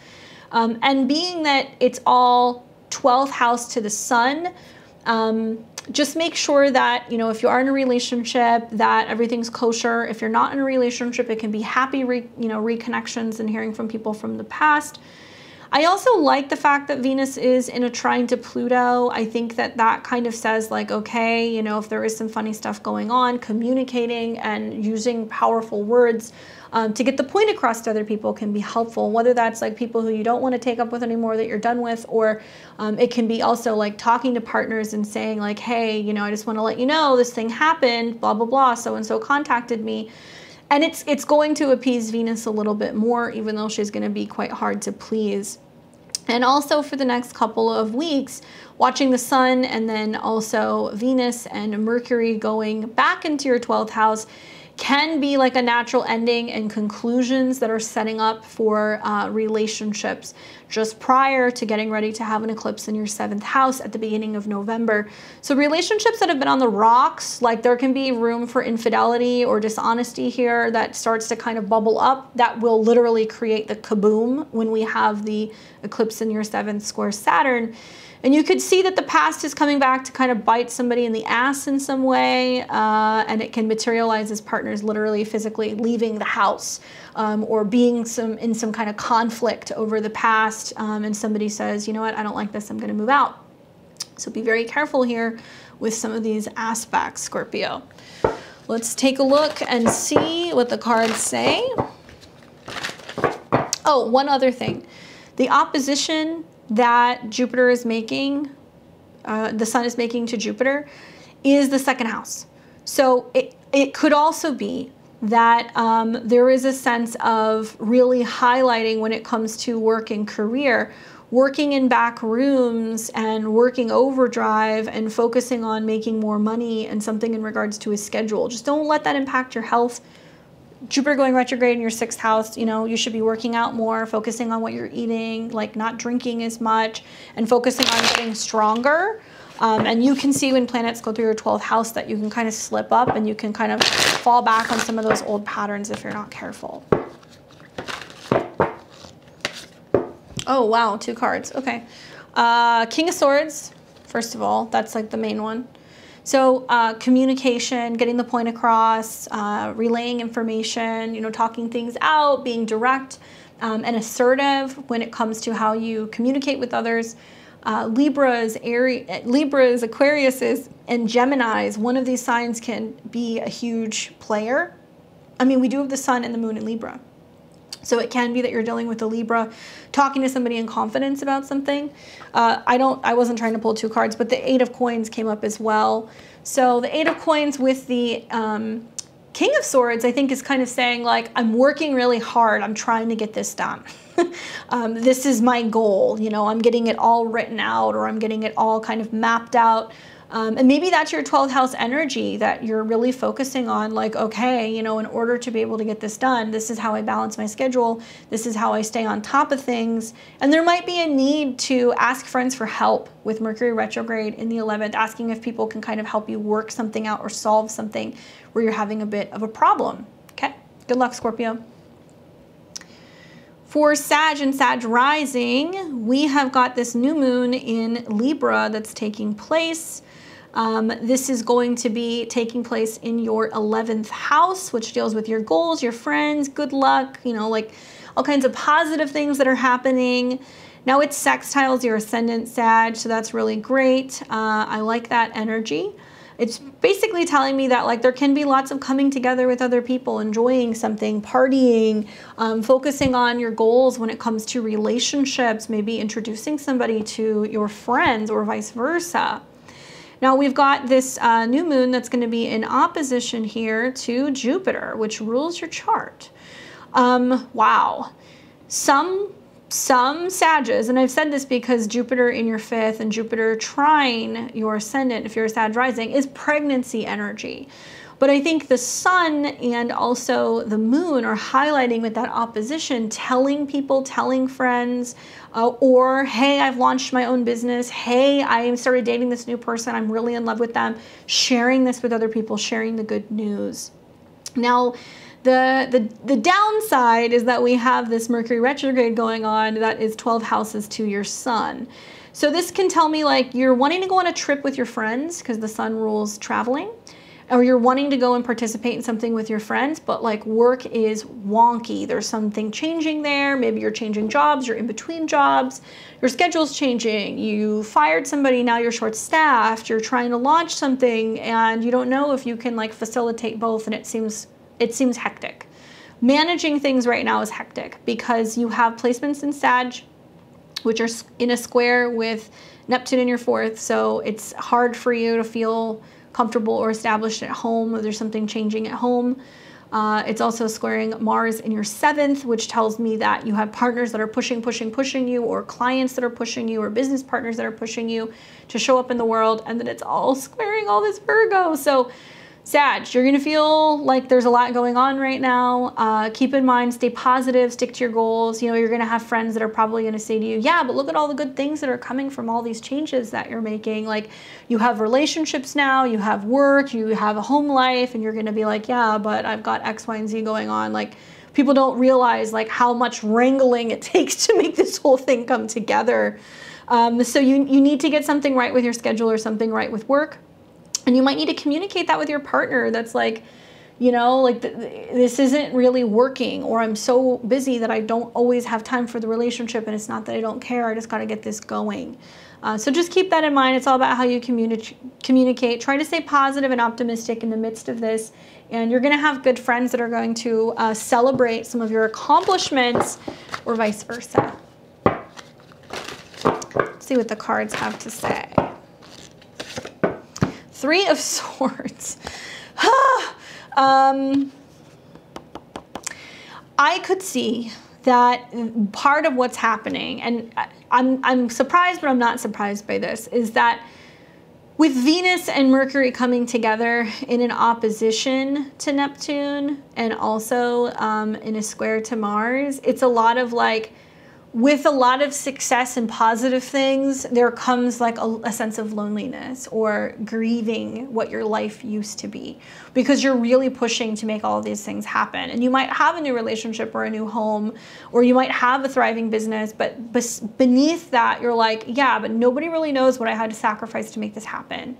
And that there is a sense of being like, okay, maybe you're still grieving your own life, maybe you're still hurt because, you know, everything is changing and you don't know how to kind of deal with it. Know that when this card comes up, there is an overcoming of it. You have to pull the swords out of your heart. So you have to, I'm not telling you to just keep on keeping on, but you do have to look at the silver lining and go, well, it beats the alternative, right? Because doing all of this work, while it might be really uncomfortable and there might be a lot of pressure, there's gold at the other side of this. And it beats the alternative of staying in the same broken down family or home situations, shitty relationships, cramped job situations. Like, you're actually pushing through, and communicating and telling people how difficult that is important. Good luck, Sag. We've got Capricorn and Capricorn rising. What's up, Cap? We have got a new moon taking place in Libra, 10th house. 10th house is career. So this is a good time to plant new seeds for looking for new jobs, getting promotions, collaborating with new people at work. It's a little tense here because it is in a natural square to your planets in Capricorn. So we've got an opposition to Jupiter, which is telling me some of you guys are feeling really swamped with the idea of working because there's something going on the home front that needs your attention. A parent, a family member, a home situation has got you bogged down because Jupiter is there. Now, you would think with Jupiter being in your 4th house, it's positive. Yes and no. It can amplify the fact that you're like, okay, now I really have to move. I hate my neighbors. Or now I really have to move back home because my mother is in the hospital. I've heard a lot of this from Capricorn risings. So you're seeing this tension between, okay, what are my intentions in terms of my relationship with my career versus what is going on and what is actually needed? What do I need to be taking care of or healing within the home front? For some people, moving back home, moving in with parents, moving back to their home country, these things are coming up. And with the square to Capricorn, the T-square, it makes you a little moody, okay? It can make you a little grouchy. Still, nevertheless, Jupiter in the 4th wants to bring you more positivity, more happiness in your home. Long term, with all these transits with the North Node and Uranus in your 5th, it wants you to like be creative, be crafty, have romance, have children. So some people are like, now I'm a stay-at-home mom. Like, what do I do? You know, I wanted the kid, but I'm still adjusting to not working, or I really wanted to have my home business and now I'm at home, but I miss being with other people in the office type of vibes. Nevertheless, new moons are about new opportunities. So if you want to expand in your professional world, we set intentions during this new moon. However, we've got these planets that are 12th house to the sun, okay? It's in your 9th, but it's 12 houses from your sun in the 10th. So this tells me that when it comes to mercurial things, because Mercury is here, and Venusian things, because Venus is here, something's not kosher. It's almost like you're having a crisis of faith, a crisis relating to documents, a crisis relating to legal stuff. Maybe you're having to talk to attorneys, talking to people about estates. Maybe you're having to get an attorney so that way you can handle something in regards to a home or a domestic stuff, maybe visas, things like that. And kind of being like, well, I need to work so I can live here, so I can get the visa, but if I don't have a job, I gotta move. These are things that can be coming up, which is kind of sending you ricocheted into a couple different areas of your life. So it's gonna be more challenging to feel grounded. Here's the plus. Mercury in its retrograde is trine Pluto. So it's saying dig deep, research, find that power within yourself, move your body, you know, like really show up and tell people what you need. Venus is also in a trine to Pluto. So you've got a lot of persuasion, you've got a lot of power, you've got a lot of, all of these planets in the top part of your chart is like you can really win somebody over. So if you're going to a job interview, if you're needing to talk to an attorney, if you need to talk to a judge, if there's anything like that going on where you need an extension, like you can be very convincing in terms of your situation and you can actually make magic happen, okay? Let's take a look and let's see what the cards say for you. Very passionate this month is what I can see, very passionate. And it's about reworking what you believe in when it comes to what you can do within your career or your beliefs in general. Judgment. Is there an actual judgment? Is there an actual court case? Like, is there a decision that's being made? Are you, you know, getting a final answer on something? It's very possible. You know, judgment talks about the events that transpire as a result of previous actions. So karma comes into play with some of this stuff. I would tell you that really the only downside I see of this is like some challenges with work and with travel. You know, I think if it's going to be stuff relating to like law, documents, paperwork, I think it's going to be fine because it's all trining between Venus and Mercury and Pluto. But there can be some like, sorry, you know, like you missed the flight. Like, no, now we can't get you on the cruise type of thing. Like there can be some definitive things that are more difficult to deal with travel more than anything else. Okay. But judgment, look for these serious decisions that are being made as a result of previous past actions that are now finally coming into light. Now we have got Aquarius and Aquarius rising. What's up, Aquarius? You got a new moon in Libra. It's a sister sign, so it funnels positive energy into your sun, moon, or rising. The new moon is taking place in your 9th house, which deals with travel, education, foreign places, mentors, gurus, your philosophy, your belief, publishing, stuff like that. In the sign of Libra, it does have like a double kind of like, okay, you need a publisher or you need a mentor or you need a lawyer type of vibe. So there's somebody else that's coming in that's kind of helping shape some of this stuff. Now we've got this new moon, which is great for, you want to start planning a trip. If you want to start researching into going to a college or a university, if you would like to start a new program, things like that are positive.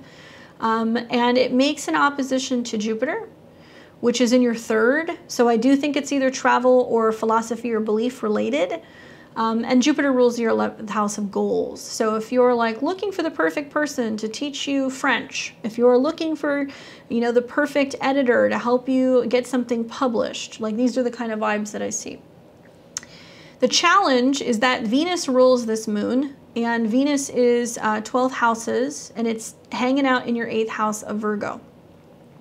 Venus in the 8th house is undergoing a transformation. She's going through the depths of fear and vulnerability and detoxifying, purifying, healing, working something out. To me, I would say be very careful with booking travel, because I think with the new moon here, you're going to be like wanting to buy the plane tickets. You're going to want to, you know, put the deposit on the Airbnb. You're going to want to immediately apply to a college. But there's something that's invisible in regards to funding, or you're going to realize like, oh, I don't have enough, you know, I don't have enough credit on my credit card. I can't cover it. And I've already booked the flight, but now how am I going to pay for X, Y, and Z? There can also be a sense of finding out or applying to schools or programs and not reading the fine print in terms of the payment plan, or not qualifying for tuition or things of that nature, because you've got Mercury retrograde in the 8th house of other people's money, retrograde in conjunction to Venus, okay? This can also be like, because there's either sudden changes in the family, there can be sudden transitions in the family, family financial issues and problems, people possibly, you know, saying, I'm not paying for this anymore, I'm not covering your credit card anymore, I'm not covering your expenses anymore. You're like, how am I going to, you know, afford all of this? And you're reworking something about your resources and whether or not people are helping you.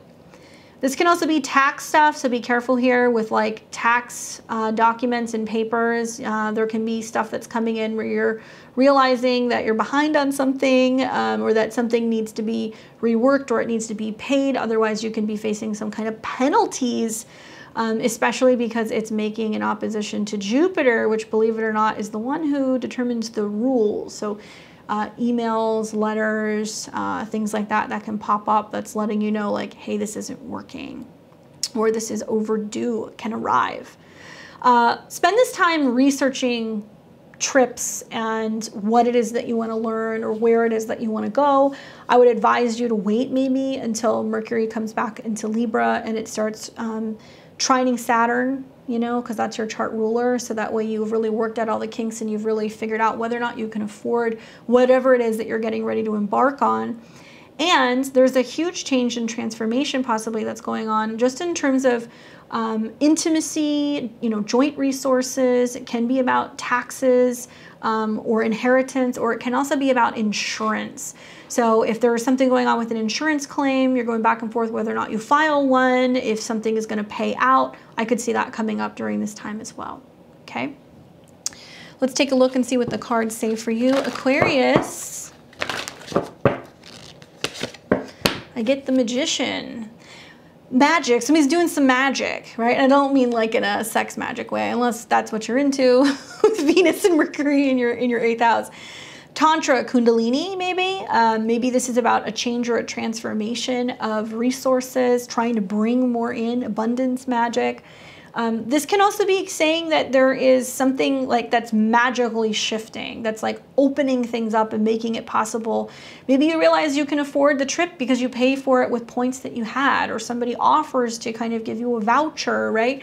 There's some kind of change or surprise that's kind of in store.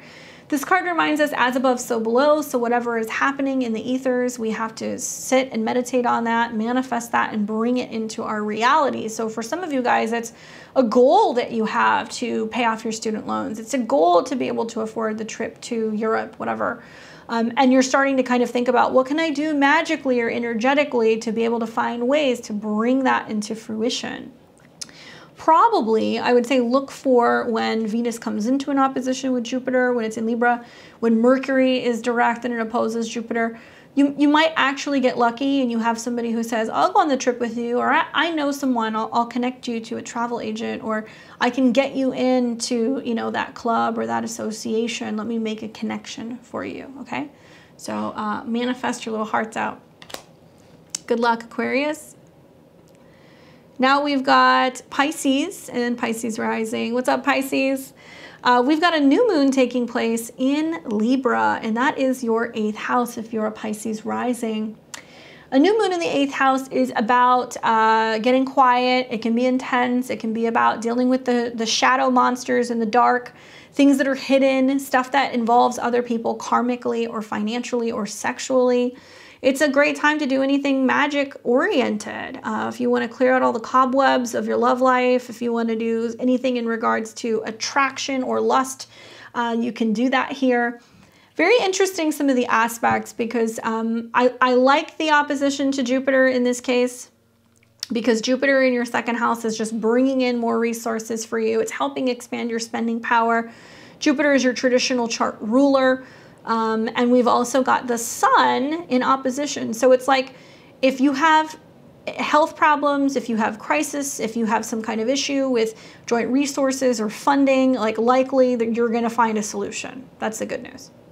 But it does require a give and take with other people, this dance. The interest you have to pay on taking a loan, or if somebody invests on something, what you ultimately end up giving them as a piece of whatever it is that you create.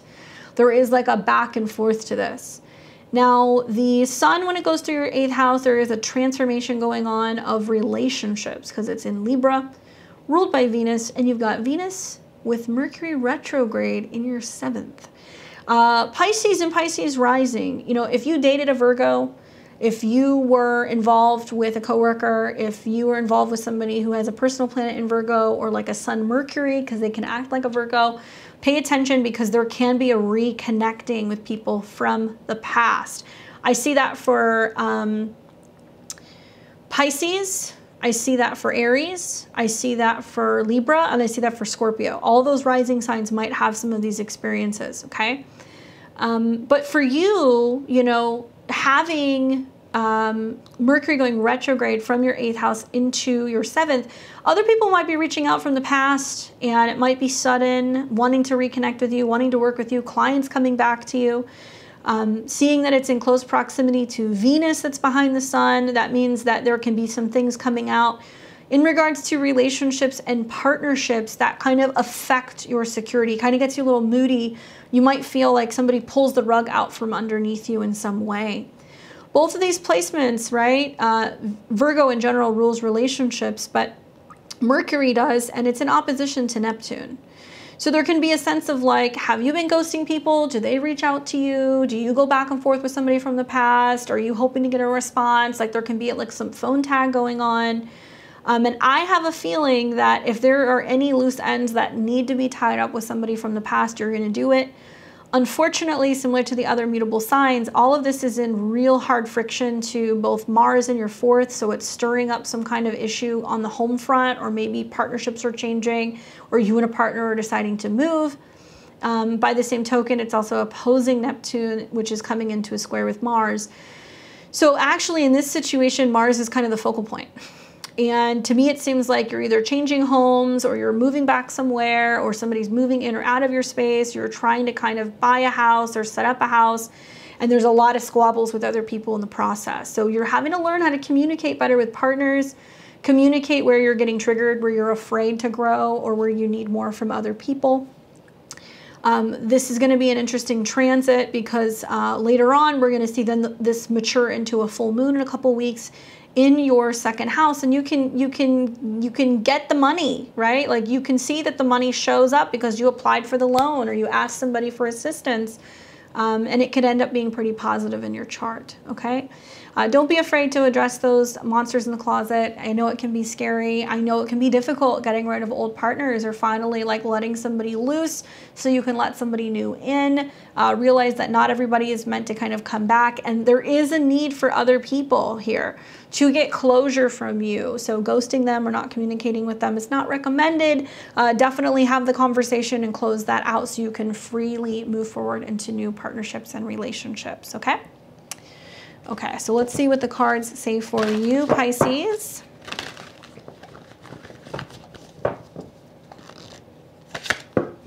Wow, the Empress. A birth of something new can be a rebirth, right? That energy being the 8th house. But also the sun and the moon. I mean, the moon is the ruler of the 5th house. So you have a merger that's going on. Could be pregnancy. It can be stuff relating to mothers. It can be stuff relating to family, your home base, something like that changing or transforming, especially for other people. So it doesn't always have to be you. It can be a partner that's going through a crisis. It can be a partner's having an issue with a parent that they suddenly have to go back home, or they're letting you know that there is something new that's emerging. So look for mother figures. I think this might come out more during the full moon. So you might want to wait for the full moon to see how that's going to transpire and what's really happening in 2 weeks' time. But the Empress brings life. So even if something is ending or something's taken away, it brings something new in, and works very strongly with the element of Venus. And at the time, even though Venus is in opposition to your chart ruler, it is in a trine to Pluto. So if you're not getting what you need from a relationship, you can get it from a mother figure, you can get it from a friend, you can get it from a network, and get some feedback as to how to best handle the situation with another person, okay? Hopefully you guys dig this. I'm really stoked to see what new opportunities this new moon brings us.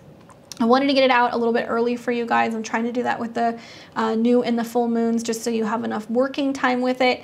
Let me know, where is it taking place in your chart? What are you anticipating is going to be happening for you?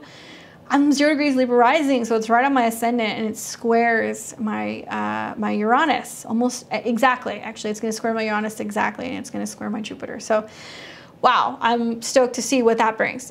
Probably be sidelined for a couple days, to be honest with you.